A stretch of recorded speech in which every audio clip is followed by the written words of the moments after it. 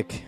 Well, hello, my good friend Tyson. How are you? Good, doing well. Still locked away in the house, doing the best we can. We are. Enjoying the ISO sessions. Maybe let out on Monday. Maybe for a little bit. Maybe get to see some friends on Monday at two at a time. Exactly. Yeah, you all just stand around a round table. And keep your distance. That's it. Everyone keep your fucking distance and have the hand sanitizer at the ready, please. Exactly. But, ladies and gentlemen, welcome to episode number 137 of Nick Tys and Videotape. We're very excited to be here today to talk a fucking classic of 90s action cinema. I'm pretty excited. Does anyone not think that this is a classic? I mean, look, I can understand people thinking it's trash. But it's really not. But I don't understand how you cannot have a good time watching this movie. Even if it is trash, it's the most easily digestible trash that has ever been trashed. I'm gonna have words with people who would say that this is trash. I'd like a fair debate. Because we'll get into it later, but this movie is a little more smart than it needs to be. A little bit smart's not the right word. A little bit more. It's so well written. Well, there's some clear reasons for that, I think, that we might get into later. Yeah, we can get into later. Good point. But Nick, why don't you tell the people where they can find our show? Oh, well, hello, ladies and gentlemen. Hope your isolation time is going well. Hope you are healthy. Hope you are doing well. Hope you do the 5 sit-ups that you're meant to do every day. I don't. 5? Yeah, you don't get it. 5. I'm not doing 5 and nothing. I'm not doing 5. They get stuff. I hope everyone's well. And I wanted to pass this on because those people who are listening to us who we are their break. A lot of people on social media are, putting up that, they've learned a different language, or they've taken up knitting, or they've cleared out a cupboard that they've always wanted to do. All these people are talking about these accomplishments that they can do while they're in ISO. If you're happy, that's all that matters. Don't worry about what other people are doing. If you're happy, awesome for you. Don't worry about what other people are thinking. Do you know what I mean? Like, don't get bogged down. Don't think that you have to do something. This is not an easy thing that we've been locked into. If you are happy at the end of this, and if Nick Tys can bring you that happiness, awesome. While we're doing that, chuck us a review. Oh, that's bad. No. I think that's totally fair. That. Why not? Why not? Based on that exceptional life advice, I think we earned a review out of that. Yeah. Chuck Nick Tys a review. Like us, subscribe to us, all of those things. We would love you very muchly. If you do want to follow us on social media, we are on Facebook, we are on Twitter, we are on Instagram. We do have an email account, which is Nick Tys and Videotape at gmail.com. Mm-hmm. We are on YouTube. If you wish to spam the shit out of YouTube, Tys would love that. Something funny with the YouTube. I checked in on it, and we haven't had a post. They haven't posted it for a couple of weeks, so I might have to butt some heads at YouTube. I looked into it. Actually, our man Zach, who did our intro music, my cousin. We were talking about it on YouTube, and I said, "There's one episode that's done like gangbusters. It's done on like over 400 views, and is it The Faculty? I think it is The Faculty, which is so left of center. It's so bizarre that it's that. I don't know why it's that. So the YouTube algorithm has just decided that that's the one that it's going to chuck into random people's homepages. And look, I'm okay with it. I'll be honest. It's not like it's brought us many subscribers from that. From that, that's fine. But that's fine. If you want to get on YouTube and just search for Nick Tys and Videotape The Faculty and just keep that algorithm happening, we'd be very appreciative. I think I might just get on once a day and just chuck it in there and chuck on a view, and then just let it keep rolling. And you never know what'll happen. Exactly. Keep those algorithms up on YouTube. That's it. That's gold. Apart from that, Tyson and myself are on the Letterboxd app. We do love it. We love it muchly. If you wish to follow us, if you don't know what Letterboxd is, I'm not going to tell you. You're going to have to download it because it's rad. Get on it. Listening to a movie podcast as if you don't know about it. Other than that, follow Tyson, which is TYS_videotape, and myself is Nick, NIC_videotape. Very good, Nicholas. So once again, trailers garbage. So we're going to forego talking trailers. It's a Moving right lot along. of television shows. There's a lot of interesting TV shows coming out. But yes, It nothing is.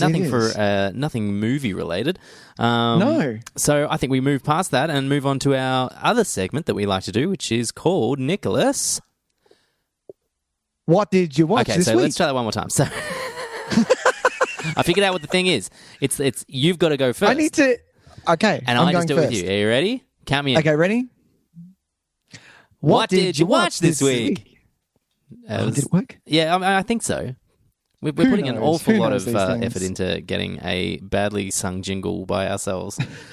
I mean, if anything, this has just taught me that I should just get off my ass and actually record the jingle like I have for Record some the of the other jingle, ones. Tys. That would be lovely. I mean, what else are you doing? It's not like you're teaching our future, children of the world. Exactly. Are you? Exactly. I'm not Exactly. molding future generations of musicians. Exactly. Not doing that at Giving all. them, telling them about, Led Zeppelin and, Celine Dion and Yes, they often come up in Dido. the- Those are Dido made an immeasurable impact on the music scene. People are still talking about Dido exactly. to this day. Everyone loves Dido. Shit. Bless yeah. her. And you play the Batman soundtrack, once a day by Prince. Everyone, here we go again. Bat dance is like Bat our dance. classroom warm-up. Exactly. But yes, Nicholas, so let's talk about what we watched this week, I think. There's been a few That's things. right. I had a couple. Did you have a couple? I think I did. Yeah? Do you want to go first or do you want me to go first? You can go first. All right. Well, I'll talk Okay. about probably the biggest release of these, I guess. I managed to watch the Netflix original Extraction, the Chris Hemsworth Oh, yeah. action movie. For the win? Look, to be honest, I really enjoyed it. I had heard some kind of sus things about it. Not sus, that sounds wrong. Just some Sus? average reviews that Okay. it was much more focused on the action sequences and didn't really give a damn about its character and stuff like that. But I found it quite engaging. I found the story quite engaging. Okay. The action sequences are incredible. They really are. Yeah. Chris Hemsworth arms himself incredibly well. It's violent. It's exciting. It's really a very sweaty looking movie. It reminds me of Tony Scott era, Yes. sweat. Everything's got that kind of orangey yellow filter over it, so you're just hot the whole time when you're watching it. You know what I mean? If you watch this on a hot summer day, you'd feel it through and through. Yep. I like it. Yeah, and so I really enjoyed it. The one thing I really appreciated though was that, and we talked about this when we were talking about the trailer. So Chris Hemsworth is an Australian. He is. Yeah, so he's playing a full Australian guy, and his first scene is him hanging out camping with some outback dude and an Aboriginal guy, and so it's nice. It's got this real kind of Australian flavour to his character, which I love. And I think I've read some things saying that he's a little wooden in the part, or he's not really flexing what we know he's capable of. Yeah. And to be quite honest, he's just being Australian. He's just being an Aussie dude. It's really quite funny how I often get frustrated at Australian actors acting in their native language, native accent, because I feel like there is this really strange stigma about Australian actors that we have to put on the Australianness, that it can't just be a natural kind of extension of our own selves. Everyone kind of suddenly becomes, oh, how's it going? And everything. A bit of a caricature But even then, everything also, we talk when so often you see, and look, it's a generalization. I say this about bad Australian actors. There's an intonation that they put on as well, where everything has this kind of upward inflection, which we don't actually have as Australians. We don't talk that way. No, that's true. It's getting pretty dark out, eh? Yeah, no worries, mate. Yeah, how's it going? And everything kind of where, you're ponderous, and it's really kind of, haven't seen a night this dark in years. All this kind of, and it frustrates me to no end. And so to see Chris Hemsworth, not giving a shit about that, and just being really natural, charismatic, very, very driven character, and who on numerous occasions, when he's in interesting, kind of life and death situations, goes, oh, for fuck's sake. And I love it so much. Oh, really? Oh, damn. Oh, For fuck's sake. Oh, for fuck's sake. It's perfectly Australian. There's one little bit where there's some kids, right? So Yeah. the whole movie is set around it's in Bangladesh, I think, maybe. Sure. But there's these like drug lords, and they're recruiting children to kind of, the next generation of enforcers and things like that. So there's these quite young kids that come to try and take him down at one point. Chris Hemsworth, right? Right. And he's like, teenagers? Are we talking teenagers or are we talking like kids? some little kids as well. Right. Okay. But Chris Hemsworth is kind of like, he doesn't want to kill a kid, obviously, because, it's pretty hard to have your protagonist come back from that. But so he's trying to basically stop these kids from killing him, because they're coming at him with machetes and rifles and stuff. And so he's trying to contain them. And there's one bit where one of them kind of cops him on the head with a machete or something, and he legitimately bats him away and goes, "Fucking little shit." And I'm like, that is the most Australian thing I've ever seen in a movie. This is someone actually legitimately, I bought his Australianness 100%. Oh, you fucking 100%. Little shits. That's gold. That is minty. Yeah. Oh my God. So aside from Amazing. that's probably my favourite element of it, is his character felt so genuine. And that might be something that I think maybe people who aren't Australian might see Australian movies and think that that's a more genuine representation of us. I would say no. I would say Chris Hemsworth in Extraction, aside from being the biggest badass in the world, which none of us are. We're all too lazy for that shit. But he nailed the Australianness, and I loved it. I really loved it. Aside from that, it's also it's pretty balls to the wall, great action. Gets a little it gets a little kind of philosophical at the end, and it's all a bit kind of, it's a bit Gladiator-esque with the seeing the child at the beach while he's struggling, because he's no spoilers, like it's obviously a hard task. He doesn't get it through it like unscathed. So when he's struggling, so when he's almost on death's door, there's the little flashes of his son and all that kind. Right. And I'm like, I don't know if I needed this. I don't know if I needed this to be this movie. I kind of was happy with this movie just being, let's shoot the shit out of a bunch of people and just go nuts. Which it is for a while, and then it tries to just do a little bit too much. But having said that, super enjoyable, like solid movie, definitely worth watching. Check it out. I like it. What did you watch, Nicholas? Oh, right. Well, did I mention that it was a while ago. Was it a while ago? I'm rewatching the recent Planet of the Apes. Did I talk about that last time? Yeah, you had watched Rise, yes. Yeah, so I watched Dawn, obviously. Now, I remember going to see this at the cinema, and this was, I think I've told the story before, but I'll tell it anyway. I came out of the cinema and I was just silent for so long, and then just turned to my wife in the car and just went, "Gee, good movie, like really solid, like kind of really amazing." Hey man, number 7, my favorite of the decade. I remember. Number 7, it might have been number 8, but it was a 2-way split. Dawn of Planet of the Apes, yeah, exactly. Because this is just hands down just an amazing film. Like it from the start, from everything. You're no longer watching. The line is blurred so well that you can't see the CGI. You don't see it at all. You see it maybe at the start when you see the deer running, because those deer are fake as fuck. But apart from that's right. Yeah, apart from that, everything that you get deers wrong, but you get monkeys so right. Seriously, like the apes are so right. good, and they can't get a deer right. Like so spot on, and it's so I'm so invested. Deer looks like something out of Buck Hunter, like yeah. Exactly. Yeah. I'm so invested when watching this movie, like from the get-go. From Caesar, he's got his son, Blue Eyes. Copa, you can see him just manifest into this fucking prick. And you know what I love? I love the fact that the movie that we watch, we've actually seen it before. You've seen a tribe or a group of people who come up against something, and there's a bit of an internal conflict, and there's always that one person that doesn't get it or wants to take it too far, and it just, he's the one or she's the one who kind of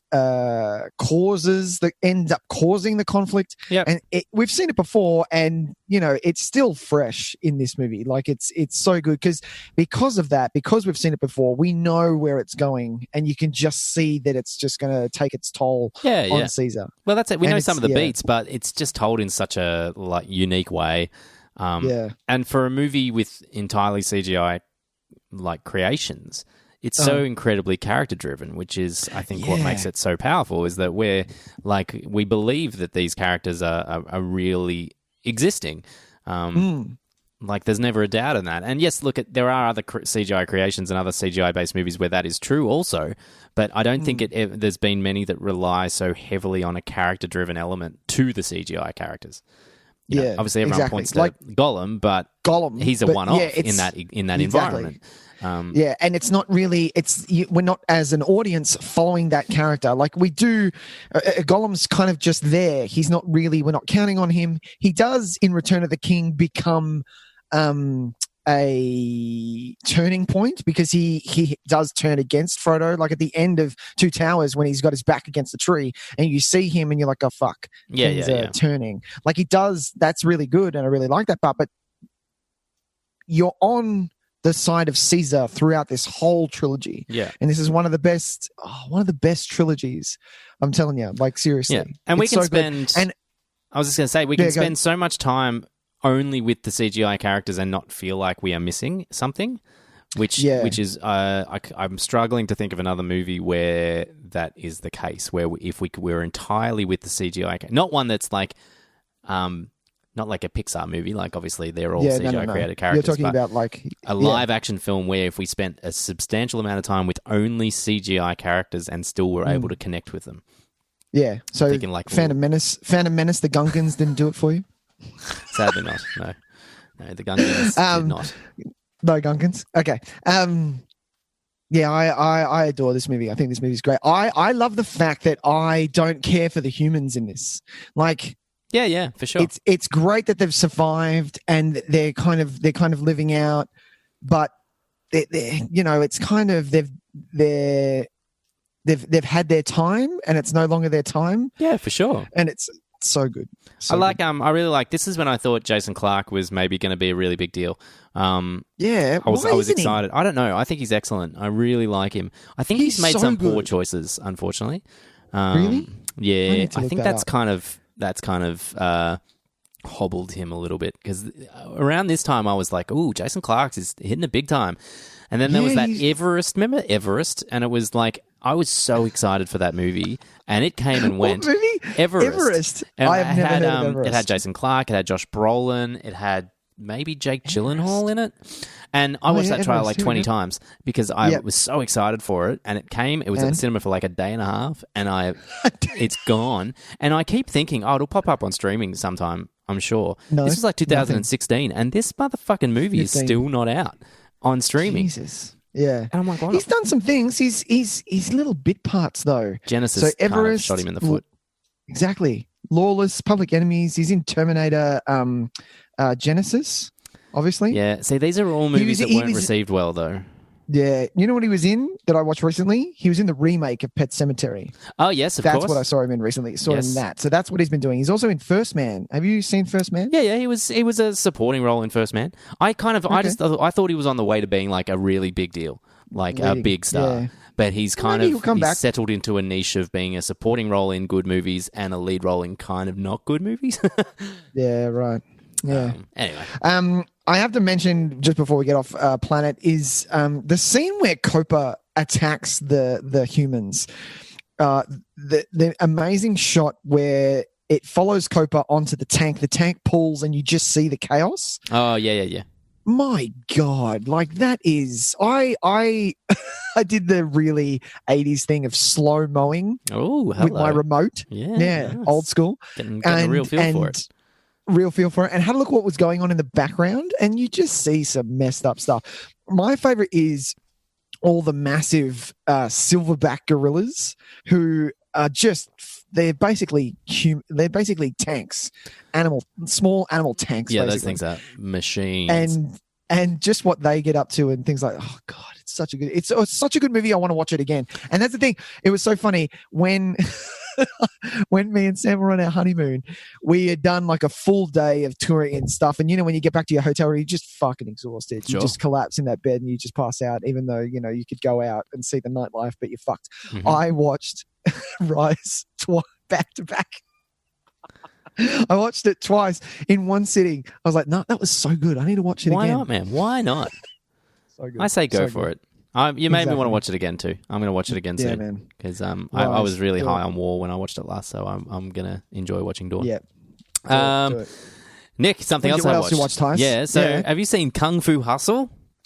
I have seen Kung Fu Hustle. So it was on SBS On Demand, and I just could not go past it. I was just like, yeah, you know what? I'm going to watch Kung Fu Hustle again.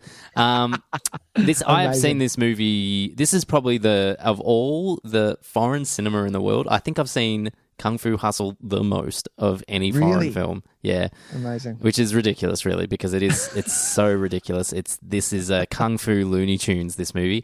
It really is. And the only thing that is happening now with it is that the lesser quality CGI is now starting to look really dodge. I remember at the time it being a bit kind of like, yeah, but it's not too bad because it was 2004 or something. So you were just like, oh, you're getting away with it. It's possible. It's pretty hard to watch some of it now because it's just so plasticky and rubbery, and not even in a way where I think it's kind of intended to be like a cartoon.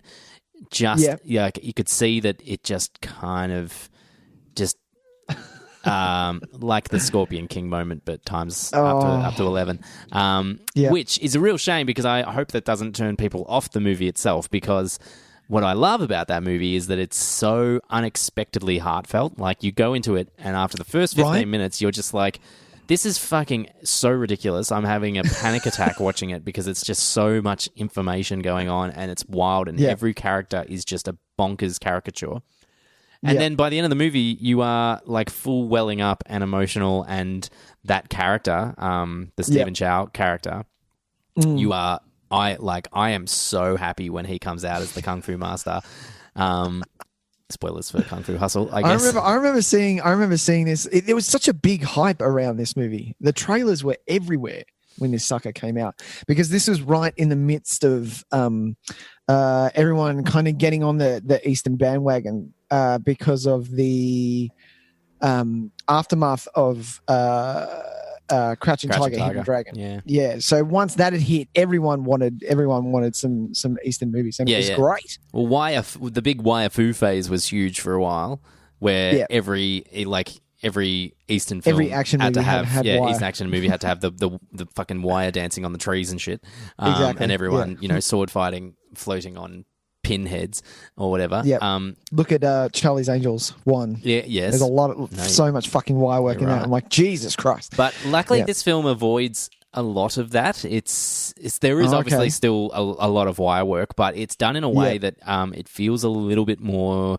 The stunts feel a little bit more organic, except when they're not meant to be at all, in which case they are totally comical, and that's the only time where they really engage the wire work. A lot of the time, it's actually just really great kung fu choreography. Right. I love the whole concept of the kung fu masters and how they've just been living in this poor town for however long, and they didn't even know that there were other masters around until this threat arrives, and they all come out of the woodwork, and they're like, "Oh, I wish we had more time with each other," and all this kind of stuff. I really love it. I think it's the more it goes on, the more invested you get in it. There's a weird moment where you know what kind of movie you're in for when in the first 10 minutes there's a ridiculously violent axe murder, and then a dance number from the Axe Gang where they all do like a soft shoe with their axes, and with like 50 of them doing choreographed dancing. If that doesn't sound like your thing, this won't be for you. If that sounds bonkers enough to be great, I can't recommend this enough. It's so much fun. I remember seeing that scene, and I was actually put off the first time I watched it. I was like, what the fuck is this shit? Yeah. I'm turning this off. And then a friend of mine, we were talking about it, and I said, no, I turned it off. He's like, okay, we're going to watch it.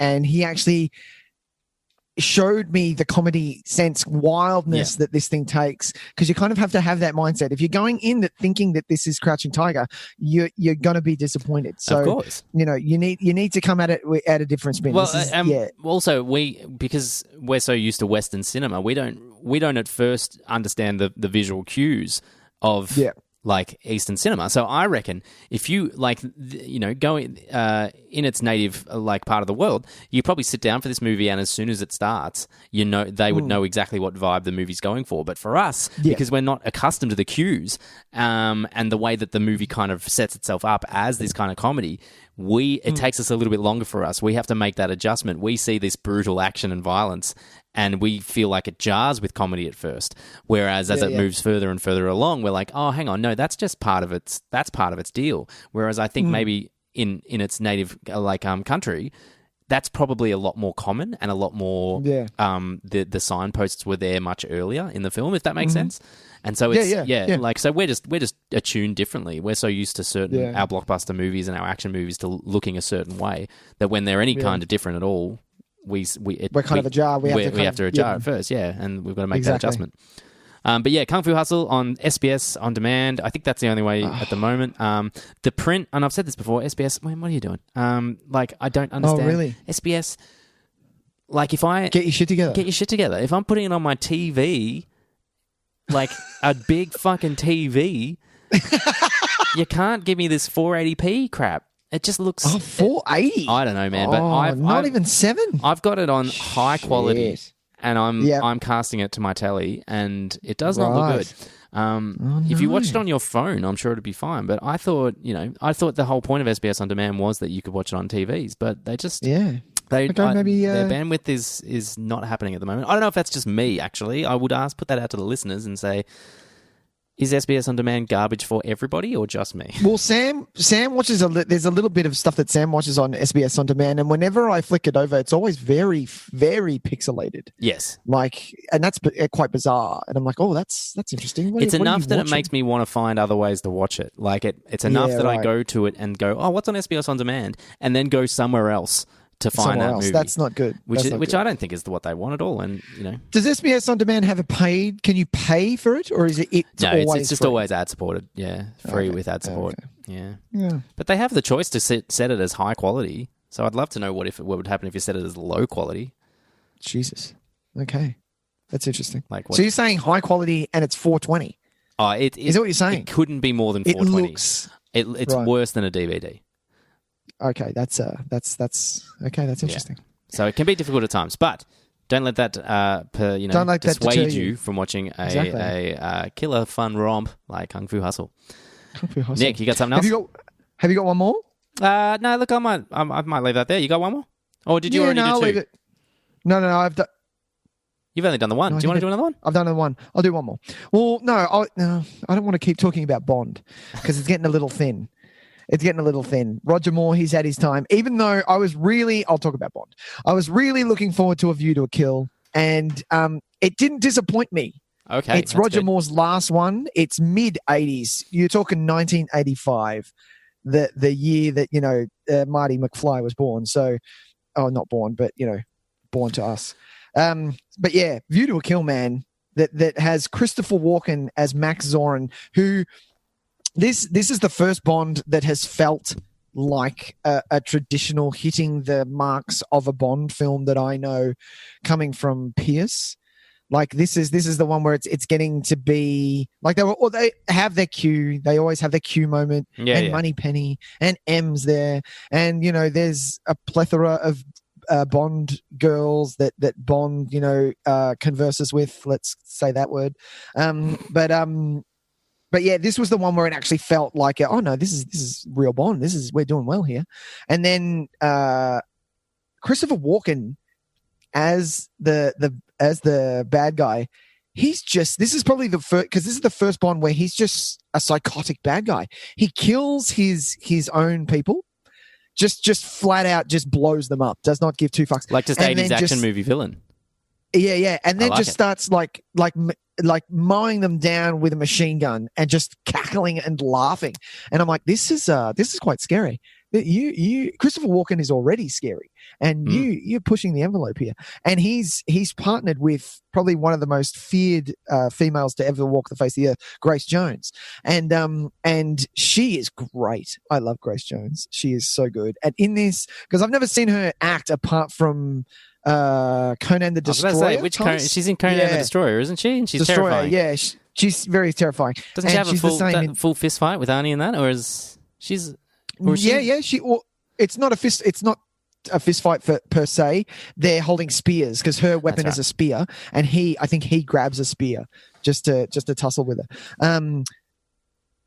But yeah, I didn't actually mind A View to a Kill. Not a lot of people rate it, but I didn't mind it. So you're saying it's kind of it's the turning point where you start to feel the Brosnan Bond era kind of starting to take shape. Yeah. Well, Timothy Daltz is next, and he only does 2. I can't believe Roger Moore did 7. Man, is it 7? 1, 2. Hang on, wait. Yeah, I think it is. It's 7 or 8. 4, 5, 6, 7, 8. It's 8. My God. Oh no, it's 7. My God, man, that's a lot of Bond, and he is an ancient bastard. In the end of this, you're right. He looks like he's in his 70s. He looks old. He looks so old. The fact that so that was 85, and License to Kill is Living Daylights. Living Let Die was 73. So it was 12 years. His first. Oh, sorry. Yeah. I thought you were saying that. No, of course it wasn't. I'm more surprised that they didn't bring in Timothy Dalton earlier, because really the difference from 85 to 88 that License to Kill or Living Daylights, whichever the next one is, 87 or 88. Living Daylights is 87. So that's like as if you didn't just say 2 years earlier, just go, nah, yeah, I think you're over it, man. Exactly. Thanks for your time, buddy. Jesus. Roger. Oh, Rog, thanks heaps, but we're going to try someone else. Roger was not Roger. I don't mind Roger Moore. He was not a bad Bond. He was okay.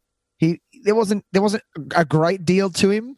But then again, in watching this and watching how far we've come, I feel like Daniel Craig is the start of what the Bond franchise, the longest movie running franchise, is actually meant to be. It will just keep getting better. Hopefully, because everyone loves Spectre, but yeah, hopefully it just keeps getting better and better, and they take it a little bit more seriously each time.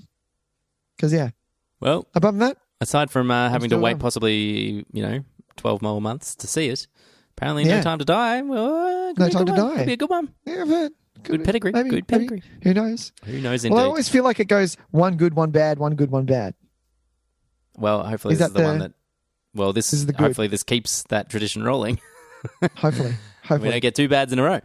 Exactly. Nick, should we move on to our feature prez? Let's do it. All right.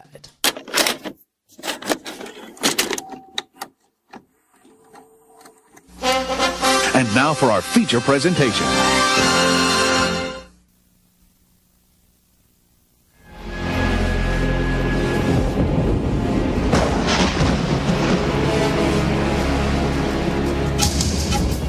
Alcatraz, The Rock. This cell block housed the most awesome scum in America. No other prison in history was more carefully constructed to make escape impossible. Well, what's the matter, fellas? Something wrong with the tour? The tour's over, Bob. But now, the only way to stop the unimaginable.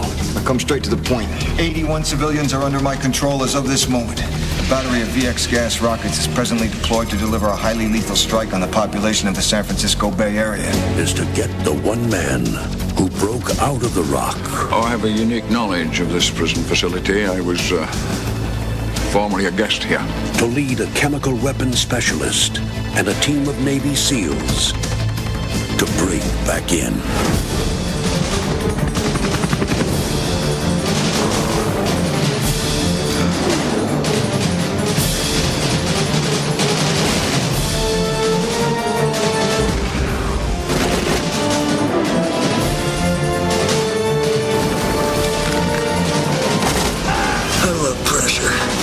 Simpson and Jerry Bruckheimer, the producers of Top Gun and Crimson Tide, and Michael Bay, the director of Bad Boys, Sean Connery, Nicolas Cage, Ed Harris. This summer, get ready to rock.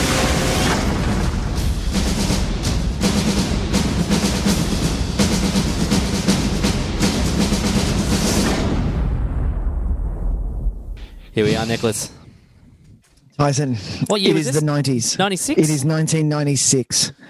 Good year. Oh, really good year.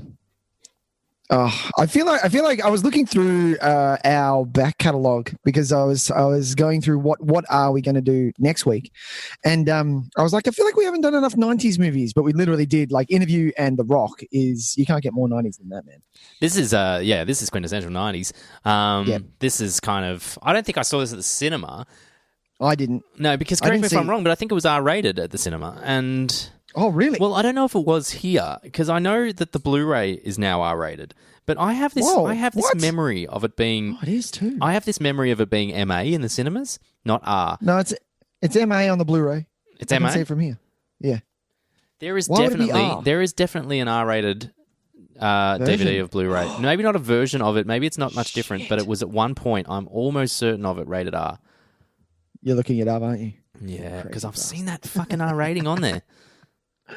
So good. So yeah, good. there it is. Yeah, really? It's so the DVD has an R rating on it, but the Blu-ray has an MA rating on it. Isn't that interesting? Yeah. Dulled it back a bit. Hang on a minute. Did The Rock come out before we had MA? No. First MA movie. I went and saw Hard Target in 1995, which was MA. I remember that because Dad had to come see it with us. Shit. All right. Hard Target. Good cover. Michael Bay, Tyson. Yeah, man. Michael Bay. Is this you were saying last week this is the movie that you, when people bag the shit out of Bay, this is the one that you defend him. You're like, yeah, but The Rock. 100%. It is his. I think it is without question his best movie.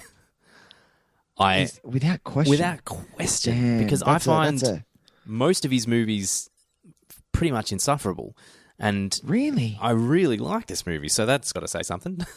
Okay, all right, I feel it. So his first movie was Bad Boys. We were talking about it before in 1995. Look, in all honesty, I need to rewatch Bad Boys. I have not watched it since like 2000, and probably before I watched Bad Boys 2 for the first time. I might have done a rewatch of Bad Boys 1. I am a big, me and my brother are big fans of both Bad Boys 1, Bad Boys 2. My brother had a long, I think it was like a 45-minute conversation about Bad Boys 3. And he's like, he's like, it's just disappointing. I'm like, yeah, man, but they're old men now. I heard that movie was all right. Yeah, that's what I heard as well. He said it was okay. It just wasn't what he wanted, I think. I still, I don't know. I stand behind the first Transformers. It was okay. It's not a great movie by any means, but it's okay. The problem with it is that we went from he was on the way up. He had an upward trajectory. Yeah, sure. So whereas Bad Boys, we were like, yeah, okay, cool. It's fucking bonkers, but this guy maybe needs to chill out a bit. But we can see what's going on, and then The Rock is just this great. You kind of like, you know what? Maybe he doesn't need to chill out because maybe if he gives us this every time, then I'm all on board for it. The problem with Armageddon, though, is that it's just so ridiculous. Like, so the things that are ridiculous about this movie that we enjoy and we kind of savor become way too ridiculous in Armageddon, and then he also tries to add an emotional depth to it, right? And then we end up just kind of being like, well, now it's just kind of saccharine, exactly, rubbish. Ludicrous. And when I love that there's a point in Armageddon when they go up on the actual rock, and it's no more dialogue. It's just one-liners, one-liner, and I'm like, oh, this is just fucking boring. Yeah, just fucking die, all of you. And look, don't get me wrong, I can watch Armageddon any day of the week. You tell me if anyone says, do you want to watch Armageddon? The answer is yes. It's a yes. It's always a big time yes. But I think like that was kind of, that's a better example, I think, of what Michael Bay is than what this movie is. I think this movie is restrained Michael Bay. Right. I think that's actually a really good thing for him. Yeah, I think you hit the nail on the head. I wrote down that because I was trying to think why is he not that good anymore? What's going on, and why is The Rock so good? And is it because The Rock is actually it pushes the boundaries of unbelievable, but it could actually happen.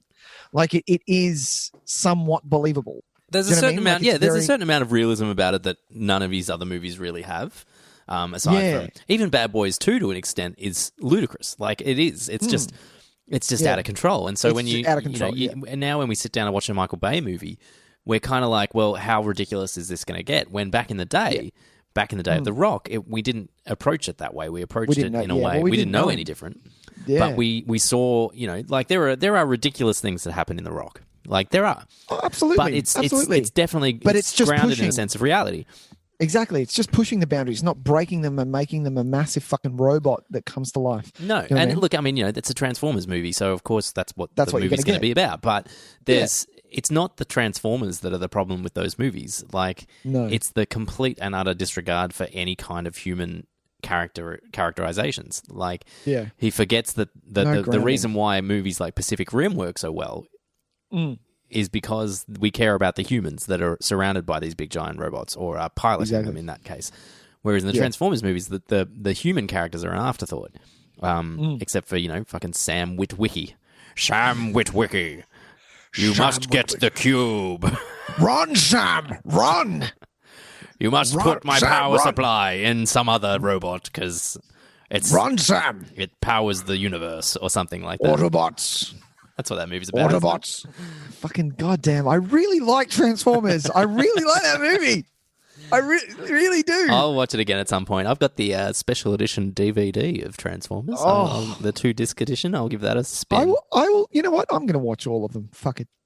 What else am I going to do? Man, I tried and... and failed? Oh, number 3. What did you do? How far did you get? Number 3. I gave... 3? Number 2 is bad, but I was like, yeah, it's fine. And then I heard number 3 wasn't as bad, and about 45 minutes into it, I was just like, I am done with this series. I can't do it anymore. And then I stupidly tried to watch 4, got about 10 minutes into it. Stupidly tried to watch 5, got about 10 minutes into it. I just can't do those movies. I can't do Michael Bay anymore. I just can't do it. Yeah. Oh, did you give Pain and Gain a go? Yep. You did? Yep, 20 minutes. Did you finish it? No. 20 minutes. I watched all of Pain and Gain. I'm a big Rock. And I'm a Six big Underground, I got about halfway Rock through. Johnson fan. The Netflix one with Ryan Reynolds, got about halfway through and just was like, you know what? I can't do this anymore. Yeah, but that just looks bad. Why did you give that a fucking shot? That looked awful. It's just on Netflix, man. It's just sitting there. Yeah, just sitting there begging to be watched. Well, he's taking a stab at superheroes. He's going to do the Lobo movie. Well, maybe it's up in the air. No, I don't know how. Tyson, let's bring it back to The Rock. Let's bring it back to The Rock. This introduction to this movie, it starts and we're getting Ed Harris in a what do you call it? A serviceable graveyard. What are they called? Oh, like a military graveyard. Military graveyard. And it's pouring with rain, and you've got it cutting in between with a soundbite of him not being able to help his men survive or get over the line or get back home, and they die. Man, this was emotional off the get-go. This was so good, heavy as fuck. Asking his dead wife for permission to do it. Like, here's Ed Harris, man. This is an Ed Harris movie. I watched this. I've realized I watched this movie for fucking Ed Harris. Ed Harris is in a different movie. Ed Harris is in a fucking Academy Award winning movie. He really is. While the rest of these fuckers are running around in a like trashy action movie, he's like he's in the Deer Hunter over here. Like, just acting his fucking ass off. Absolutely. Like, he is bringing balls to the wall, acting in this, and they're barely keeping up with him. He is so good in this movie. From the intro of him just asking his wife permission to the scene where he tells the Pentagon what is about to happen. He has full control. He commands that role just out 100%. of the box. Like, it's so good. Yeah, just and an amazing I think start. a huge reason why this movie works as well as it does is because of Ed Harris and because of I think it's I'm jumping to the end, but I think it's a bit of an error on the movie's part that we get rid of the two best characters prior to the big finale. I think Ed Harris and David Morse are the two most interesting characters. I love David Morse. He's one of my favorite character actors. Everything he turns up in, I'm like, you are fucking killing it. 100%. He needs to do more. He does. And even when he turns up in, like, I remember in World War Z, for instance, he's in about 10 minutes of it. Yeah, he's the guy. He's the one in prison, and he's pulling his teeth out. No, I hated World War Z. I saw it at the cinema, and I was like, yeah, that was a waste of time. But he makes he makes everything better for being in it, David Morse, and I 100%. really like him. I think it's a problem that him and Ed Harris, which are the two, I think, the most interesting villain characters of the movie, are kind of pushed aside for the finale. I think that's a problem, but having said that, it doesn't hurt the movie overall because it's a long enough movie that they've had a full arc and everything. The problem is that the guys that are left haven't really made much of an impact. Tony Todd has made an impact because it's Tony Todd. And he just generally has that. But the other guy, the one that ends up getting the poison ball in the face. In the face! So good! Eat this! Bang! And just fucking punches him. Fucking Jesus. Yeah. I don't think... I think it's disappointing that they're kind of the ones left at the end because they haven't really made an impact to date. I would have liked more of... Like, when they rescue Ed Harris... After he's being shot and they pull him to safety, I'm disappointed that he just kind of carks it then, and that's the end of his character. It's the only way for him to go, though. How else? You can't get him out in a shootout, and it's not as if he's going to be put in cuffs. I feel like his character was earned a slightly more heroic death. I think. Oh, okay. I just think that would have just given me a little bit more kind of happiness to see him. Maybe he's the one that that takes out the last chip or does something like that. You know, just something like he's still got to die because that's just movie 101. But a little bit more of a heroic death at the end, I would have been on board for. 100%. I think the scene where David Morse asks the guys to leave the room and they have the one-on-one because you can tell that they're friends and they've obviously, served together for quite a while. They've done tours together and all that. That conversation needed to be a hell of a lot longer. I wanted a hell of a lot more out of that scene. I wanted them to, and that's where that ending should have ended. They should have ended it there with them doing something. I don't know. Well, they could have, that definitely could have been fleshed out. I would agree with that, and I think you get a bit there. And what's funny about this movie is that it's 2.5 hours, or a bit under 2.5 hours, but it feels rushed because the problem with it is that it takes us nearly an hour to get to fucking Alcatraz, and that's that this is the thing. I like this movie a lot, and I'm only hanging shit on it because its flaws are so massive, but its merits are also so massive. Exactly. But I think once they get to the Rock, this movie is fucking like action cinema gold.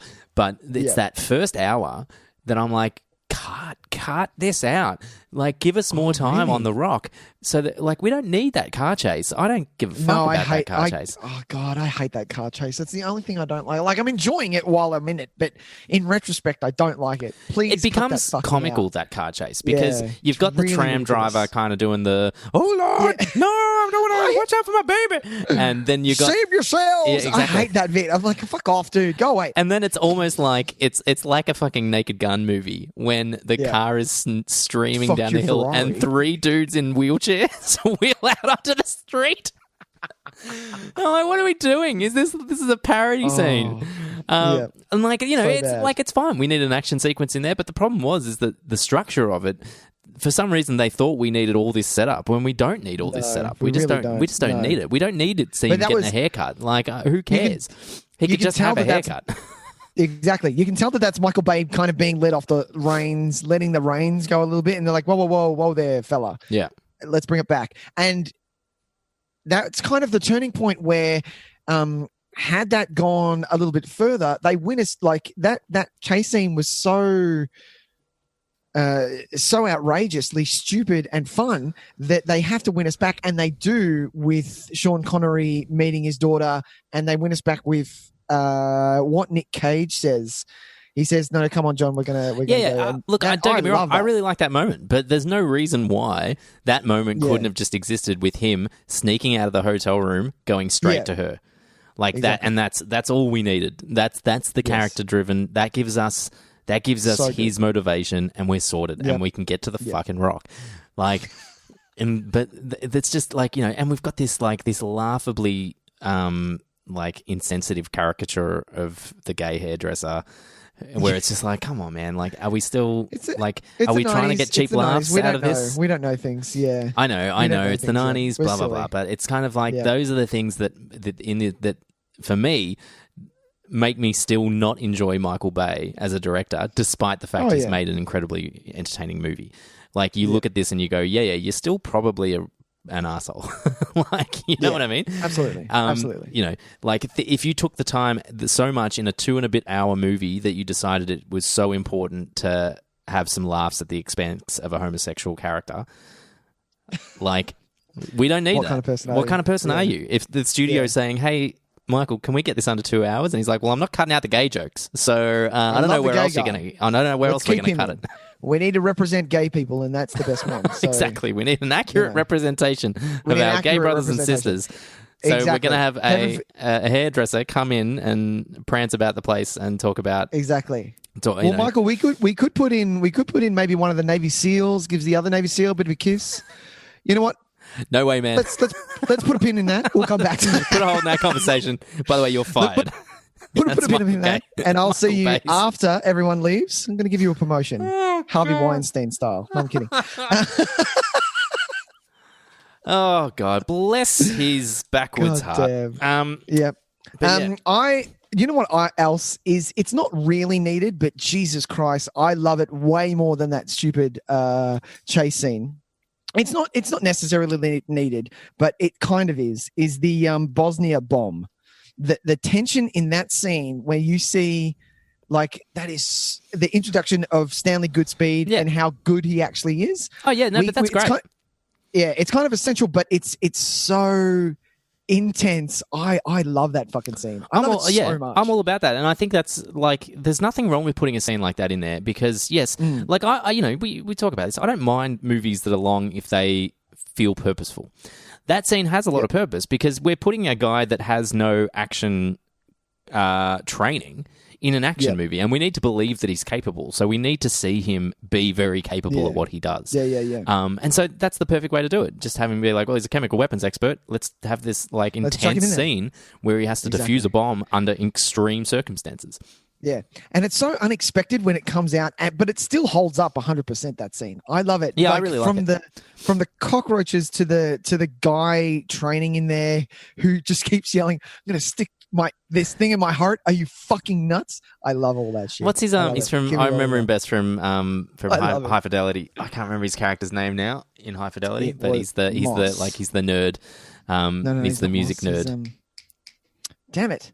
Yeah, he dates a girl called someone Moss, and Jack Black gives him shit for her because her name's Moss. Oh my God. What is it? Ed? Bill? Is it Ed? Bill? Ed? Ed? We suck. Yeah. Well, he's Rob, so it's Rob. He's Rob. Don Cusack is Rob. Jack Black is... Fuck. Oh, Jesus. This is killing me because I love this movie so much, and I've watched it 1,000 times. Barry. And the other guy's name is Dick. I remember now. Dick. How do we forget that? I love that. God, that's a good movie. He is Dick, isn't he? Yeah. That's gold. Fucking good movie. High Fidelity. Those of you who have not seen High Fidelity, if you own any vinyl, you're not a real vinyl collector if you haven't seen it. No, it's 100% correct. So, yeah, what were we talking about? Great scene. Very good scene. Great scene. Amazing scene. Yeah. So, what else? So, Nick, as far as, like, I think the action in this movie is incredible, right? I think it's really well handled. I think it's full on. You feel that kinetic energy and all that kind of stuff. There's probably, if I had to say anything, there's probably a little bit too much shaking of the camera to make it seem like exciting things are happening. A little bit, yeah. But it's the 90s. It's okay. It's the beginning of an era. Exactly. Blair Witch hadn't come out yet. We understand. Handheld. No, it hadn't actually. You're right. God, if I had to if I think of the landscape of cinema, I would think The Rock was after Blair Witch Project, but it's totally not. It's like 3 years away. No. It's really funny, isn't it? But what do you think of the fact, like, at the start? So we're trying to set up these guys as not being super evil, because obviously Ed Harris is this normal guy, sure. And they're running around and they're shooting all these dudes with darts. But these dudes are dying because that guy came out of that area, and he got shot with like those weighted balls that just knock you out, and he went out the window and landed on his head. Yeah, and I was like, okay. This guy's falling down stairs, like falling down real long stairways. And I'm like, people die from falling down stairs without getting tranked. Like, exactly. People die just falling down. You don't need the stairs. Yeah, and I love how they're like, those darts are going to wear off soon. I'm like, fuck, these guys are dead. You don't have to worry about them. His concussion's going to kill him, is what's Exactly. going to He's got permanent brain damage. You don't need to worry about that shit. That poor bastard. Just fucking, you know what you should have done? You should have just shot him. Yeah, Fuck. I meant it would have been less. It would have been more civil to just fucking end it there. Just fucking shoot him. Yeah. Exactly. God damn. But I feel like that's a scene, big though. time That's a good Michael scene. Bayism in the sense where it's like, oh, we've got to make these guys like they're sort of noble bad guys. So let's have them use trank guns. But at the same time, he can't resist having them fall downstairs or fall out of buildings and stuff. Exactly. And someone's there going, is this kind of making the whole dart thing a moot point? And he's like, doesn't matter. Let's keep going. Exactly. Shut up. What's your name? Kevin. Get the fuck out of here, Kevin. Do you know what my favorite is the fact that because he's a general, he's a general colonel. General Hummel. Ooh, General He Hummel. goes in, right? He goes in passes. He lets all these guys. He could have done it by the book, taken those things out without shooting anyone. Probably, and they would have been fine. Why did you need to come in on fucking grappling hook your way down, swing in and kick out the window? There's so many grappling hooks in this movie. There's four. They're so not interested in using stairs. It's like any time they could use stairs. It's like, no. We're just going to abseil down. Exactly. Every time, whenever it's like when they're in Alcatraz and they're like, quick, they're in the morgue or quick, they're in the tunnels. There's always a shot of someone abseiling down the side of a building. Yeah. He just got his new belaying kit. It's not his fault. Even the guy when he's trying to catch Goodspeed taking the bomb out, he just like upside down Spider-Man's it. Oh yeah, down. what was the point of that? Fucking just because he can say, "Hey, sweetheart," upside down. Exactly. Oh, you're an idiot. Well, hey, look, it's probably really efficient and time saving for all we know.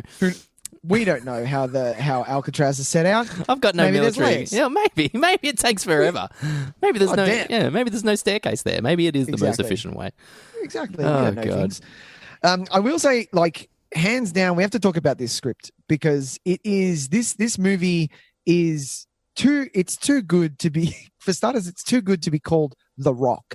I feel like The Rock is such a lame ass. I love it. Don't get me wrong. When someone says The Rock, I'm like, yes, let's watch it. We're in. But this movie could have been, really amazing. This script, you're getting just some amazing weighted scenes. You're getting everything in there. You're getting like from Sean Connery's backstory to the Pentagon pissing themselves, not knowing what to do. All of these layers, Goodspeed's wife, you're getting the internal struggle of Ed Harris, of what he's going to do and the things that he's had to put up with. Michael Biehn coming in there, just fucking things up. Like, how many weeks in a row? Does. Not last week, but how often recently have we just been like, hey, what we did a disservice to Michael Biehn as a culture. We really have. Like the fact that he had to do bit parts in these kind of movies where he is clearly so fucking good. He really is, isn't he? Like this is 10 years after Aliens. And he's just basically that guy in this movie. He's like he's like the Navy SEAL guy. It might be the same character he played in Navy SEAls.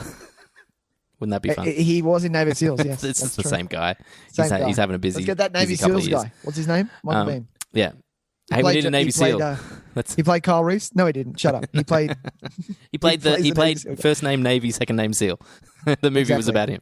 It was about him. He's good. Michael Biehn in this movie. It's good, this movie. But the thing is, there are, like, I was counting one for one because in a Michael Bay film, I know this from or any Michael Bay film you watch, I count the amount of times where one-liners don't land, where you're like, oh, that was a shit line right there. That was terrible.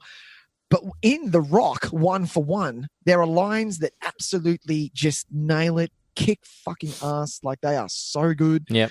And the better lines outweigh the shitty lines in this. But yes, some of the best back and forth dialogue there is, but it doesn't feel like there's any weight to it. It feels a little bit hollow sometimes. I'm like, oh, that could have been a little something, but unfortunately, with what you did with it, it didn't really go anywhere.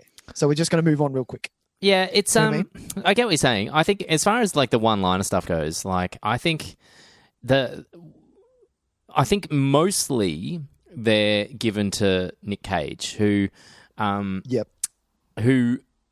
gratefully sets up from the beginning that he is a bit of an oddball. And that's important, I think, because you can't sell some of the lines of dialogue that he says without initially setting himself up as a bit of a weird unit. And so when he does the things like, I love how he starts a conversation with look, I'm just a chemical expert or something. It's like, yep, I've started many a conversation the same way. Awesome. But because he is, and they do the little things like he sits naked and plays his guitar to de-stress, and is a Beatlemaniac and is obviously a bit highly strung and a bit of a wild kid. So when you have some of these ridiculous lines of dialogue coming out of his mouth, it seems more natural to the character because he is so out of his depth. And, when he's, whatever, the line about Zeus's butthole, how in Zeus's butthole did you get out of your... stuff like that, you don't really blink at it because he is just that weirder guy. And that was what would come out. So I think they cleverly... And look, from what I've read, this is mostly Nick Cage's doing, is that he kind of... He was the one that would suggest these things. He would say, I should be into the Beatles, or I should say this, or I should do this. He knew what he was doing. Nick Cage is a very fucking smart actor, and he knows that in order to make some of this stuff work, he needs to set up some things. And so I think the one-liners, I don't ever really feel like they're awkward. I think if anything, the awkwardness is part of its charm. It's because the Rocket Man line, for instance, is dumb. Oh, I love that line. It's really dumb. No, I love it though. But I love it because it's totally true to Nick Cage's character because he's set up the fact that he's an oddball. He loves his old records. He's obviously a classic music fan. And so he couldn't pass up the opportunity to make the fucking Rocket Man Make gag. a Rocket Man joke. Yeah. Whereas in anyone else's mouth, that would be a terrible one-liner. It would be garbage. If Sean Connery's character said it, it would make absolutely no sense. No sense. Yeah. 100%. So I'm kind of on board. But did you read? I don't know if I don't know how much truth there is to this, but apparently a couple of this script kind of floated around quite a few different people for rewrites and things, and people to kind of spruce up the dialogue. Just take a little spin at it. So Sean Connery had one of his guys kind of come in to do a lot of his dialogue, and they ended up shaping a lot of the other dialogue. But also Quentin Tarantino apparently had a take at this. Had a go. And Aaron Sorkin had a go at this. Holy shit. Yeah, so every now and then... there's a reason. There's a reason that this is good. Okay. Well, look, I don't think many of them had much to do with the structure or anything. They might have suggested little bits here and there, but I think that's why some of the dialogue has a really unique flavour to it, is because some of these writers that we know almost exclusively... As a writer, we know Aaron Sorkin and Quentin Tarantino for their very unique dialogue structure. So that makes sense to me. That you hear these funny lines and you kind of think, that's a weird way of saying that. But you think about the people that maybe took a pass at it, it makes a lot more sense. That's true. Yeah. I like how Michael Bay has zero respect, and this comes up a little bit for politicians, basically. And in a military setting, whenever there is the suit, in this case, it's the White House Chief of Staff. Literally, they have someone tell him to shut the fuck up and sit down within 2 seconds of this movie. And it's this Poindexter guy with glasses who's like... I love that scene. It's so good. Ed Harris is just like, who the fuck is talking? He's like, it's the White House Chief of Staff. Who the fuck are you? Chief of Staff. Yeah, well, shut up, Sinclair boy. Shut up. The old classic, I was fucking doing my third tour when you were shitting your fucking pants or whatever. I love that. How good is that? It's just such a slap in the face. You can just see Michael Bay loving it because he's just like, yeah, military, boo, government. Exactly. I when watching this movie having owned it and watched it a billion times, I always hated John Spencer's character. Director you're meant to. You're meant to, right? Yeah. And I always, because he does so well, you bring that when that actor does something else. Oh yes, fair enough. Yeah. Having watched The West Wing now, he's lovely. I love him. So it's funny because John Spencer kind of made a career out of being the tough kind of suit in a lot of these kinds of movies. It's amazing how often he pops up in espionage movies or action movies as the FBI guy, the CIA guy, the suit basically, and he very often plays a similar kind of hard ass role and then knowing him from West Wing and knowing him from hearing so many people talk about him due to his not recent now, but his death was mourned by not only fans of his, but like actors everywhere. You hear anyone talk about him, they always talked about John Spencer being the nicest man in the world and just the most giving actor and this amazing presence on set where he was just so supportive of everybody. And then Leo McGarry on The West Wing is also just the most trusting, wonderful character. You can put your full faith in him. He is so good. So I completely agree. You're always worried about him. I always, by the time I was mid West Wing, I was like, can we take care of him? Is he okay? Do we need to? Because he was his character was the alcoholic. He was the alcoholic, and he was like perpetually on the edge of having a heart attack. And they finally, so you were always brought like into it around season 5 or season 6. Yeah. You're always like, oh shit. Yeah. Every time he had a cracky, you were like, is this going to be when he has a heart attack? Because you could just tell that at some point they were going to introduce the heart attack thing. And they waited till the right moment where it was just Jed Bartlett telling him that he doesn't need him anymore. Get out of here. And then he wanders in the woods and has a heart attack. God damn. How do you feel? So we've talked a little bit about Nicolas Cage. He does well in this. He's not let off. He's not letting the reins loose too much. He's not Nick Caging up the place too much, which is why I like it so much, I think. No, but this is Nick Cage's this is his what he does best. He is Nick Caging it up, but he's not Nick Caging it up for no reason. There's a real exactly. There's a real tangible and textual reason for him to be the way he is. No, but I feel that he's further in his career. He goes off the rails in some. Yeah, because you look at it's a bad example, but Ghost Rider, for instance. Yeah, I can enjoy those movies to an extent, but there are moments in that where he goes full Nick Cage, where it's not really in the character to do that. You know what I mean? It's just exactly. Nick Cage being Nick Cage. But I think they do enough work, and like the funny one-liners, I think they do enough to set him up as that kind of character that when he does go a bit Nick Cagey, it makes sense. Yeah. It feels organic. It's very good. Sean Connery, how do you feel about Sean Connery in this? I love him. I'm a big fan. I buy his backstory. I love it. It ties in well with him being incarcerated and not having a trial. Kind of ties in with what's happening with the government with Ed Harris's character. So it's a good point. There's a nice little mirror there, and it's nice that they get to kind of have that conversation with each other. And we have Ed Harris, who is presented as this incredibly noble general who it's like he's won every fucking medal that can possibly be won. He's an American hero. Yep. John Mason? Is it John? John Mason? I think so. Yeah. Keep talking. It's Mason. Yeah. He's potentially the same character. He could be Hummel, except his own government refused to rescue him from an American prison. So he's the one that actually has the right to be fucking pissed at the country that he represented. Yeah. Yet I love that his reaction to Hummel's moves is basically, no, this is an act of lunacy, and you're a fucking idiot. You're a Sean Connery. Personally, I think you're a fucking idiot. Oh my god.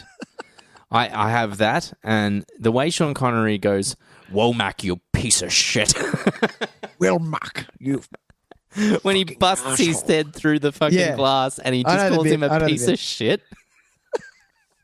That and you're a fucking idiot coming out of Sean Connery's mouth. There is just something so wonderful about the way he insults people.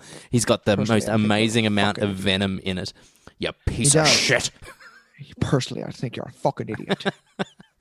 And it's just so great. And this is Michael Bay makes a lot of mistakes. Michael Bay can be really ridiculous. Yeah. But there's a shot in that shows me that he can be so effective as a director, and that's when Mason calls Hummel a piece of shit, and he just has one shot of David Morse holding the gun to Mason and just throwing his eyeballs at Hummel like, did that guy just call you a fucking idiot? Yeah.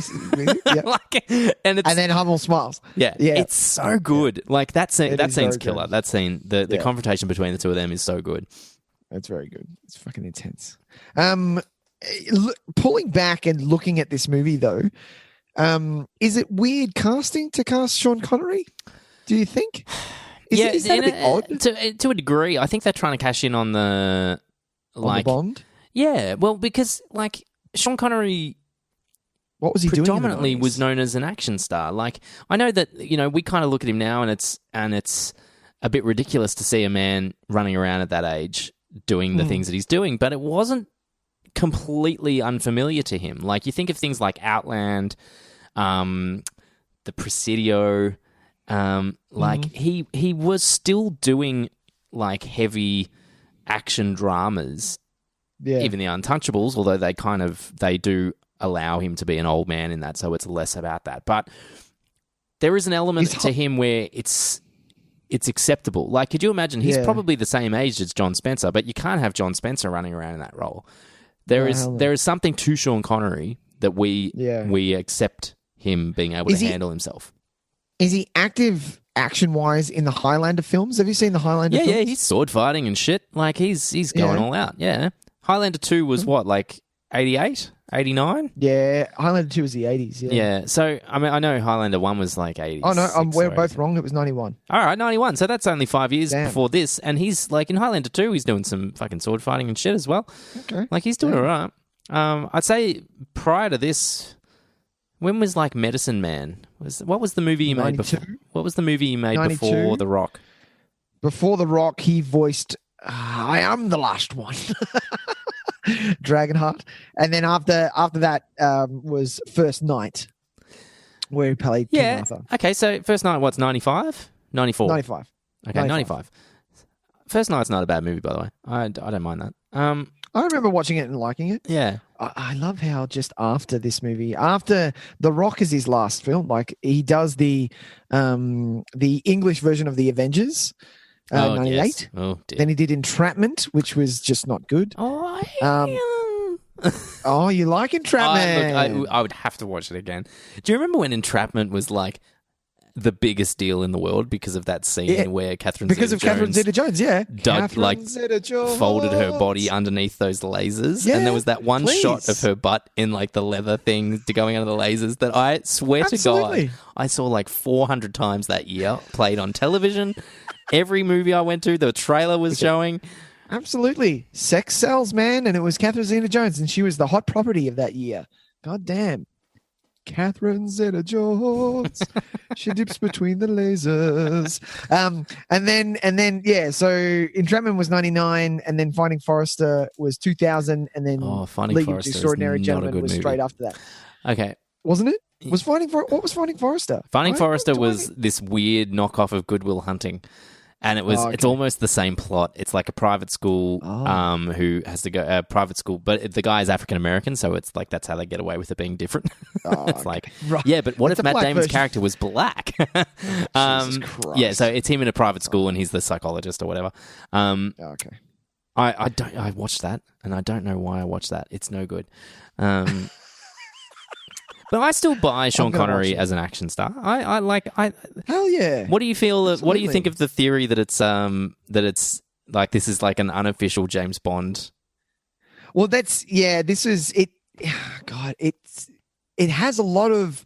They mentioned that he's English Secret Service, same training, and I'm like, well, that's fucking Bond right there. Yeah. That's Bond, and the fact that what he does and then gets locked up by the US means that. If he is the 007, they have to let him go. They can't, the whole point of it that if a 00 gets captured by a foreign, they won't come to rescue. No, they won't admit that you exist.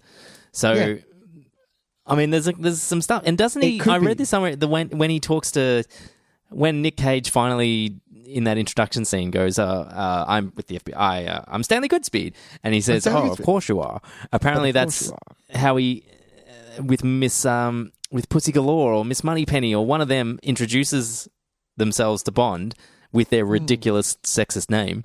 And his response at one point is, well, of course you are. I wouldn't push past it. I've seen a lot of Bond. They're all melded together into one. Yeah, thing. look, and that's the thing. I was actually talking to you just then, saying like, remember that bit? And I'm like, there's no way you're going to remember that bit. You've watched like 48 hours so of many Bond in the Bonds. last 2 weeks. It's all just one big blob at the moment. It is. It's my favorite. It's my favorite. God damn. Yeah, look, I actually think it kind of adds a fun But I little level buy to him. it. I mean, it's totally obviously buy him. He's great. Yeah. I think the do you know what characters I are love? very different, but it's fun. Yeah. It's one of those fun kind of like movie universe tie-ins that you're like, yeah, cool. That's kind It of could fun. happen. It could happen. Exactly. Why does everyone in movies think that Sean Connery is English? You know the guy who started to box him? He's like, fucking English. Did I ever tell you my old man was Yeah, my old Irish man and he was started Irish. to beat the shit out of him? Yeah. I'm like, dude, he's Scottish. Yeah. And it happens again in fucking Robin Hood, Prince of Thieves. No, still very much a Scot. Yeah, look, I mean, Sean Connery is just kind of... He's kind of he's European. He's really done well for himself because he's never had to put on an accent in his life. Nobody ever expects it of him. He can just roll up and it's like Hunt for Red October. He's meant to be a Russian submarine captain, and they're just like, "Oh, just talk with your voice. That's fine. Whatever." We love exactly. We love you. We need this. We need the Bond accent. Come on, give it. Get him a vodka martini. This is one of those things that it's like, you hear about Sean Connery and some of the things he said and his attitudes that are so out of date and things like that. But I think his star power cannot be denied. Like, No way. he's just one of those guys that you watch and you fully understand what it is to be a movie star. Like how some actors become movie stars and how some actors remain actors for their life. Sean Connery is a movie star, and he just has it. It's just there's something about him. Yeah, and you can see when you watch the first two Bonds that he's in, Dr. No, and I think the other one is Goldfinger From Russia with Love. From Russia with Love. You can tell that he is that old school Hollywood Clark Gable type classic. Oh yeah, for sure. Hollywood actor. Like, he's so good in those movies. Like, those Bonds are great. What else you got? What else have I got? Mostly just funny things. I want to draw special attention to the shower shootout because I think it might be the strongest scene in the movie. Maybe. I love Michael Biehn in it. I love that he takes the time to kind of get in there. So his whole thing is that he gets in there and just wants to chat. I love it so much that he's like, so good. He's the baddest motherfucker in the world. He's a Navy SEAL. Yeah. Those guys, like, yes, those guys are Marines, but technically, I think in the like the hierarchy, I think Navy SEALs are considered to be more badass than your traditional Marines. Yeah. And the fact, so really, aside from the fact that they get, this is a classic I have the higher ground situation. Why is that oh, God. Fuck you, Revenge of the Sith. Fuck you and your man, it's totally it. He even says it. He's got an elevated position over an enemy. But I love that Michael Biehn's response is not just to be like, oh, well, let's just shoot out or we're going to find a way out of here. No. He legitimately, he opens the thing, he sees that they're on him and he goes, who's in charge? Where is he, General Hummel? We're going to have a chat. And he's like, this is how, why I'm here. I'm here for the same reasons you are because we swore to this years ago. Don't fuck with this now. I just love it. Yeah. And it's a shame that Michael Biehn's character doesn't get to be more prominent in the movie because he's so good. He's so good. He is. He is really, really good. And the shootout is fucking bonkers. I could do without the like tragic epic music in that bit though. Because it's so, like, everything's in slow-mo and it's all just, like, this, like, real sad fucking bastard music. Yeah. It could have been a little bit more badass, but no, we get I think it's like, we know how tragic it is lovely. that they're all dying. We don't need, like, we don't need the slow tier violin playing. But yeah, it's the getting shot and firing your gun classic scene. Like, and this ain't no Platoon. This ain't William Dafoe running into fucking classical music and throwing his arms up in the air. You're not getting that moment, Michael Bay. You're not getting that moment. No, that's so good. Only so Oliver Stone gets that moment. What is your favorite scene? Or do you say the shower scene is your favorite scene?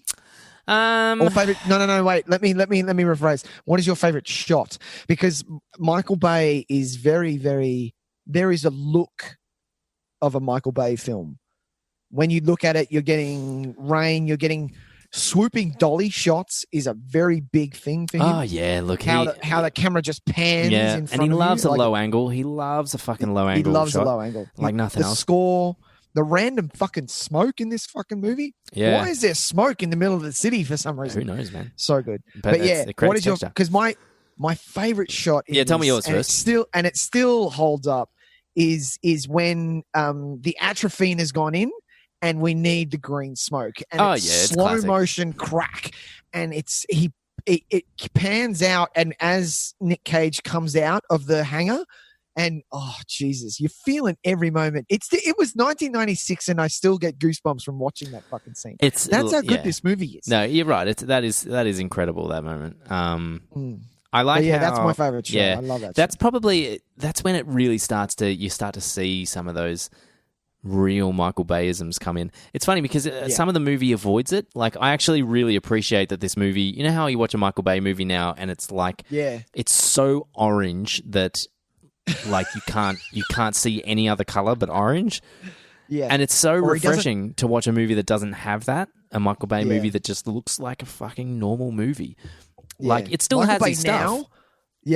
Michael Bay now, he doesn't pull out. He's so close into the action, you can't see what the fuck is happening. No, fair. Oh, I got so pissed off when I first watched Transformers 2.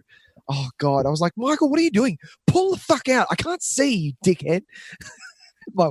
Sam was like, babe, are you okay? Do you need to... Yeah, but that's the constant struggle with Michael Bay. You end up like having arguments with him while you're also trying to enjoy the movie. And sometimes you're like, yeah, all right, Michael, you got me on that one. And then other times you're like, you fucking idiot. Like, what are you doing? He's got to be one of the most frustrating directors of all time. He really does. Some of his choices are just so bonkers. I'm trying to think of my favorite shot. I am struggling. Maybe, I'm going to say... No, I got nothing for you. You got nothing? Not a specific shot. I will say that I think the bathroom shootout is my favorite scene. Yeah, nice. I like the way the balls look.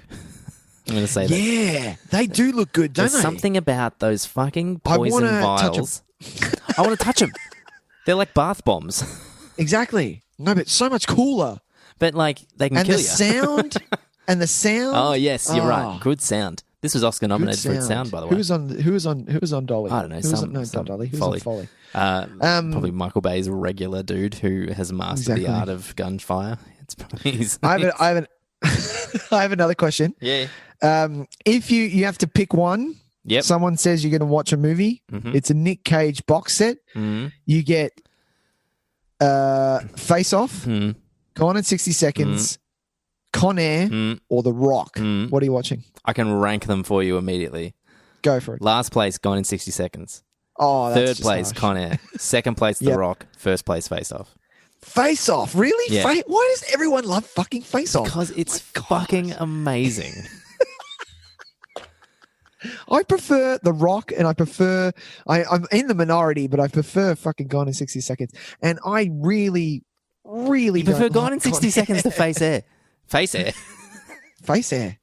That's a new movie. Face Air. Where they take their face off in the air and they run. It's when a bunch of prisoners hijack a plane with their faces off. Swapped faces. In the air. No, there's no way Gone in 60 Seconds goes above Face Off. There's no way. Really? I'm not. I need to watch it again, but I'm not that big on it. Okay, all right. Everyone else, and the amount of people who absolutely just flat out have mad love for Con Air. I'm like, really? It's not that good. I need to watch it again. Con Air, yeah. Con Air. It's been a very, very, very long time.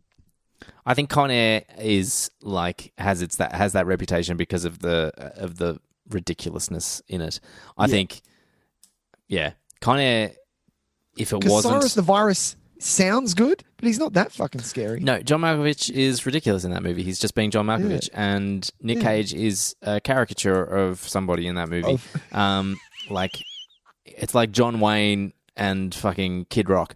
Yes. Is that my second Kid Rock reference in as many weeks? I think it might be. It has been. Everyone loves Kid Rock. I'm kidding. He's a Trump supporter. Fuck off, Kid Rock. Go for it. Yeah, he needs to. He can go somewhere else. He can spend all summer long somewhere else. Yeah. So There is a moment in this movie that I think sums up Michael Bay in a nutshell. I'll go for it. And this is the moment where they're in the sewers. Yep. And they throw a bomb down there. Uh-huh. And Nick Cage and... I was about to say Nick Cave, and I'm like, Nick Cave in this movie? Better movie? No. Maybe? No. Wrong movie. Could you imagine Nick Cave? Sad Nick old Cave. Nick Cave running around this movie? Nick Cave. He doesn't have time for that. No, he doesn't. Nick Cage and Sean Connery in the sewer system. The bomb drops down and it blows up and it's a huge explosion and they dodge it, right? Yep. Any other director, that would be the sequence, right? Sure. Michael Bay. Hey, we're going to put another bomb in there. Hey, guys, I really liked that bomb scene. Can we just do it twice? Why are we doing it twice, Michael? Because this one's going to have fire. Because this one's going to be get that bigger. We're going to get that shot of them swimming under the water and the fire going over their heads while they're in the water. I think that just sums up Michael Bay in a nutshell. It's like... That's been done, man. Everyone's seen that. I love the explosion scene, but what if we did it twice? And that pretty much is just him in a nutshell, if there ever was.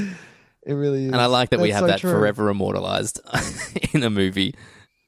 On celluloid. On celluloid. I think that might be all of good. the dumb shit I wanted to talk about because there's some great dumb shit in this movie. But how good is The Rock, man? I'm done. What else? I mean, this is kind of crass, Nick, but what else do you expect? Go on. We've brought this up before. Crass. Those hostages. Yep. Where do they go to the toilet, Nicholas? I thought there was a toilet in the cell. Well, there would have to is that be. happening? Is this happening? There's no mention of it. This is one of those movies where people spend way too much time in a confined area and there's no discussion at all. There isn't. Well, we don't really... We get one of the raddest lines in the world, though. What kind of fucked up tour is this? Why is it that when they're in cells, are they just in another part of the prison? I feel like they are. I feel like the hostages are like such an afterthought. It's like we had these hostages and we've got them in the first. We've got a few shots with them, and then they are never heard of again, never seen again. Yeah. We just find out via dialogue. Hey, guess what? That they're okay. It's okay. The bomb didn't hit any of them. It's like, okay. That's okay. They're fine. The bomb's hit on the back end. It's fine. Didn't get the cells. How do you know where the cells are? Oh, you may have blueprints. Who knows? Yeah. Aside from the fact that I'd be really interested to hear a conversation between Sean Connery and Michael Bay. I feel like that conversation would be fucking incredible. That'd be, I don't know. I think it's a little bit too much tension for the room for me. I might just step out. A little bit too much misguided testosterone in that movie. Exactly. I'm going to chill out. I'm going to chill out and have a beer with fucking Ed Harris and Michael Bean. Why do I feel like Ed Harris would just be the chillest dude? He's probably not, but I just get that vibe from him. Then he'd just be a real fucking relaxed dude. He would be. He totally would be. Him and fucking David Morse. They had a ball on this. Do you know who I want to have a beer with? I want to have a beer with David fucking Morse. David Morse. Yeah, man. David Morse. David, isn't he like 6'7"? Yeah, something isn't like he that. fucking monstrous? Yeah. Or maybe even Tony Todd. I'd have a beer with Tony Todd. Tony Todd. No, Tony Todd scares the shit out of me. Yeah, that's it. I'd just be like, can you keep doing Candyman and Final Destination lines for me? Please don't. I think that should be a new discussion point for Nick Tys and Videotape. Nick, I think every week we should be like, who would you most want to have a beer with out of this cast? Oh, that's nice. I like that. That's real nice. I think the winner this week is David Morse. David Morse, definitely. Yeah. Followed very closely by Ed Harris. Oh, yeah, well, Ed Harris. Oh, Michael Bean. Oh, fuck yeah, I'd love to have him. Michael Bean, though, I feel like Michael Bean might have residual anger about not turning out to be as big a star as he'd hoped. No, he doesn't give a shit. He doesn't care. He's got a side gig. He doesn't find. What's his side gig? He took his Terminator money and bought houses. He's smart. He's a smart man. Yeah, okay. Exactly. So he's doing David Morse is we're having beers with a man who's 6'5". 6'5". Fuck. Jesus. That's big. Christ, 6'5". He's a tall man. Jesus. He's like a big puppy dog. Oh, damn. Yeah, man. The Rock? The Rock. It's something that I don't like to focus on, but I have to mention it. Yeah. It's very hard to wrap up a movie like this, to do it kind of well. Like, what do you do? Do you show that Sean Connery's character has, started a connection with his daughter? Oh, yeah. Do you see Goodspeed's getting married or whatever. Yeah, it's kind of nice. It's just what they do is just it's too quick, and because it's so fast, we're not talking fast, we're talking really fast. Because it's so fast, I don't grasp it, and I'm like, yeah, the movie ended when you left Alcatraz. Yeah, like, yeah. End it there. I think don't show me what you show me. The whole extra kind of plot point that Sean Connery knows all these government secrets, that's fine. Yeah. I don't think it needs to be part of this movie, because what is Nick Cage going to do with that microphone? With that, exactly. What's the point? Like, what is he going to achieve with that? Who killed JFK? Yeah, exactly. Aside from possibly making himself a target for every fucking government assassin that wants a gig, right? There's no benefit to him to that. So yeah, maybe he could use it. He could use it to get a raise.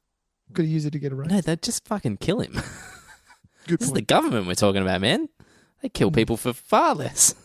And he'd probably be on like the amount of money as a chemical weapons expert.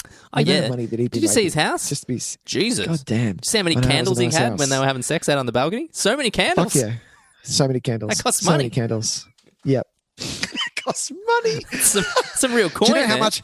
Do you know how much that fucking LP would be worth? Jesus shit Christ. balls. That's a fucking original print of Meet the Beatles. Is that? Oh, Jesus Christ. He's making some real coin. That is some coin. That's some coin right there. He just dropped literally $2,000 on a fucking LP. Probably. God fuck, damn man. If I had that money, tell me I wouldn't be doing that. Whew, that'd be lovely. What would be the album that you're dropping money on, Tyson? Oh, God. What's the album I would drop money on? First pressing. Like a Beatles album or just an album? No, any album. Fuck. I think I've got mine. Maybe In the Wee Small Hours, Frank Sinatra.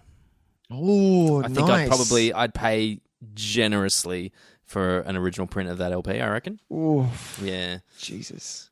What are you thinking? Mine is Michael Jackson Thriller. Oh.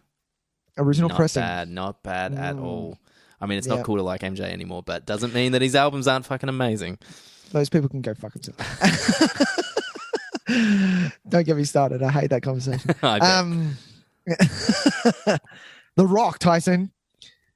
What shall we do now? Shall we cross some streams? Let's do that. Shall we cross some streams? Nick, shall we do a Michael Bay crossing some streams? Nah, there's nothing I want to recommend. But we've got to sing our theme song, Nick. And okay, here we go. So why don't you lead me in with that so we can get that in time? And crossing the streams. Excuse me. I lost it. That was bad. Just more evidence that I need to pre-record these fucking things. You do sooner rather than later. What about a 90s action movie, Nick? Okay. Well, 90s action then, Nicholas. So 90s action. Yeah, nice. What do you got, Tyson? On Stan at the moment. You can jump over to Stan and watch this one for free. I'm going to recommend the 1994 kind of political espionage thriller action movie Blown Away, starring Jeff Bridges and Tommy Lee Jones, directed by Stephen Hopkins. This is this movie gets a bit of a rough run. I don't think people really enjoy this movie, but this was a classic in my house. Like a massive in mine as well. Yeah, every time this was on television, we watched it. I have distinct memories of watching like all the little Rube Goldberg style bomb like fuses where little marbles would float through things and then light something and I loved Tommy Lee Jones in this, like absolutely loved him. I thought he was so like just an evil bastard, and coupled this with Under Siege, this is what I thought Tommy Lee Jones was. I thought Tommy Lee Jones was like the perpetual bad guy, and then you find out he's not at all. No, he's like this really sweet, soft-spoken man, and you're just like, yeah, but you're such a badass. Like you always play bad guys. I really like this movie. It kind of feels like it feels kind of Patriot Gamesy, which we talked about a couple of weeks ago. It feels like it's because it's got this IRA kind of component to it, but because of the bombs, it has this. Everything feels like that the tension is really high in it, and the bomb diffusing scenes I find really effective. For the life of me, I can't remember how it ends. With a massive car chase. A massive car chase? The bomb is in the car. Right. Oh, I love this fucking movie. I know that this movie doesn't pull its punches either. Like there are some people get fucked up who you don't think are going to get fucked up. And that's true. Like it's it's not afraid to really go for it. But yeah, I really enjoy this movie. It's classic 90s. It's probably closer to it feels a bit closer to a political thriller than it does an action movie. But what the hell, we're splitting hairs. It's still an action movie. Yeah, blown away just on Stan. Give it a watch. So good. Jeff Bridges and his father, his actual father, is playing his father. That's right. It is Lloyd Bridges. So good. Lloyd? Yeah. Lloyd, yeah. Good movie. I want to watch that now. Jesus Christ, what can you stream it on? I am going to recommend that everyone jump on streaming. I'll tell you where in a second. And stream Last Action Hero. Oh, I was very close to picking that. 1993.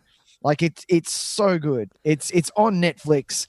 Netflix. I might watch that tonight. Fuck. Netflix. There I'm feeling it. This movie was the first movie I didn't know what the term meta meant, and this is probably my first. I don't even think it was a film. term when this movie came out. I don't think that term existed for it. I think people were kind of looking for a word to describe it and weren't able to. Yeah, they weren't able to. This movie is very, very much ahead of its time, and it rides a beautiful fine line of comedy, action, and at the end gets actually quite dark and serious. And this is probably, I'm going to push and say this is in probably my top 5 Arnie films. This is it's rated quite highly for me. I'm a big fan of Last Action Hero. A lot of trouble when you read about it. It had a lot of issues. A lot of people had a go at writing. Our man Shane Black, he was one of the ones that really came together with the main chunk of the screenplay, if I remember correctly from reading, and someone came in and just kind of mess up, which it happens. But definitely jump on it. It's one of the greatest Arnie films. It's a hell of a lot of fun.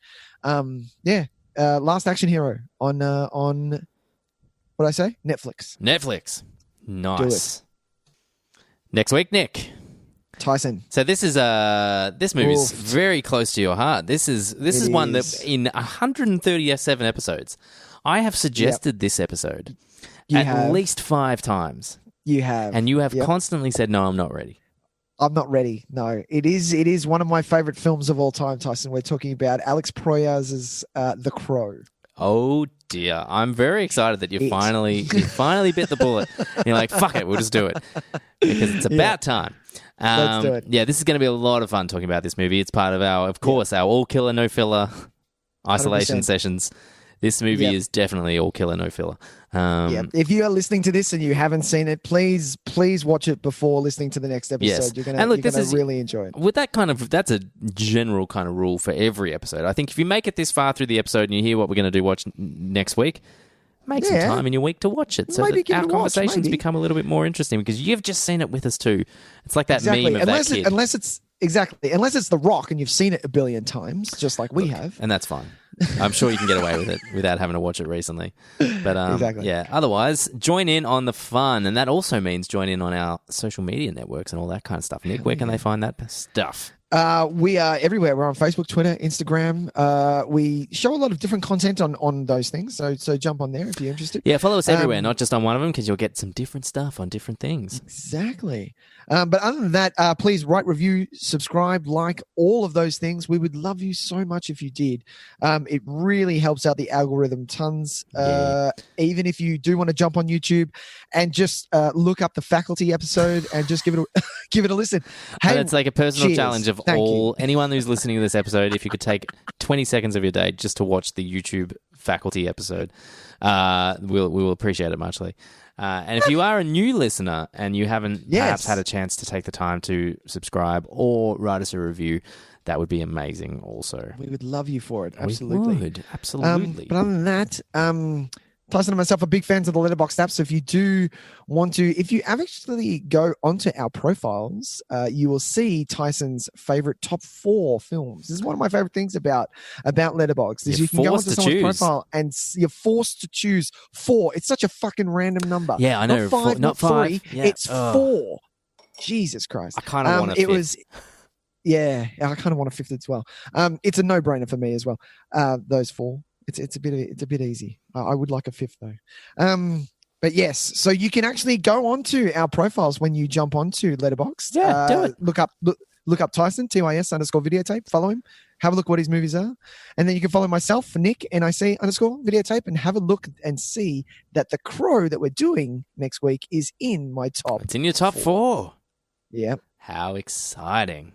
Full on. I'm going to have to check. I have this on Blu-ray, but I wonder if I have it here because I want to watch that. Really? I want to watch that sucker in crisp 1080p. I don't want to crispy. I don't want to watch it Very any crispy. other way. This is one of the movies that I have multiple copies of. Ah, very good. Very good. Yeah, that's how you know you're a fan. Well, Nick, I'm excited to talk The Crow with you, buddy. That's going to be a lot of fun. Yeah, man. We'll see you next week. And next week, buddy. I'll see you soon. Bye. Bye.